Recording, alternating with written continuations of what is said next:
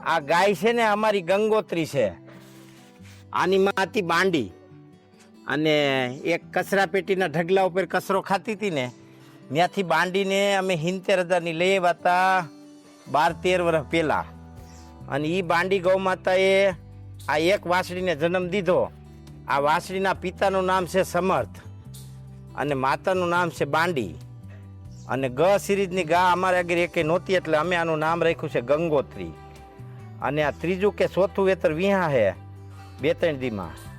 પણ આ ગાયનો દૂધ, આ ગાયનો આસર, આ ગાયના આસરની શેડ્યું અને આ ગાયનો વ્યવહાર માણસ સાથે એટલો આત્મીય છે કે એને આપણે શબ્દોથી વર્ણવી ન શકીએ એટલી આત્મીયતા રાખે. જોકે ગુસ્સો એનો એટલો છે અને પ્રેમ એનો એટલો છે. ક્યારેક ક્યારેક ગુસ્સો કરે ને તો આપણી ઉપર હોતે ગુસ્સો કરે ને જોરદાર ગુસ્સો કરે, પછી પાછી પ્રેમ કરવા માંડે ને તો માપને એટલો પ્રેમ કરે. પ્રેમ કરે તો આપણને એમ થાય કે આનાથી જગતમાં વધારે કોઈ આપણને પ્રેમ કરી જ ન શકે, એટલો પ્રેમ. એટલે ગાયનો પ્રેમ તો અનન્ય. ગાયની અંદર એટલું બધું ભોળપણ છે કે એ હમણાં મને સાટતી હતી, એટલી વારમાં તમે જોયું એના આસરમાંથી દૂધની ધારું થવા માંડી. જો ઢગલો થઈ ગયો દૂધનું. આને એટલે આપણે પૂજીએ છીએ ભાઈ. ગમે એવું ટાણું ઘરધણીનું હારું નરવું, ગમે એવો પ્રસંગ હોય એમાં હારો હાર ઊભી રહીએ એ ગાય.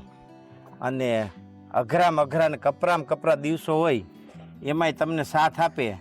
તમે આને કલાક પહેલાં લાકડી મારી હોય ખારમાં ને ખારમાં, અને પછી પાછા 1-1.5 કલાક પછી બોઘણું લઈને દોવા બેહો તો એ દૂધ દે, એનું નામ ગાય.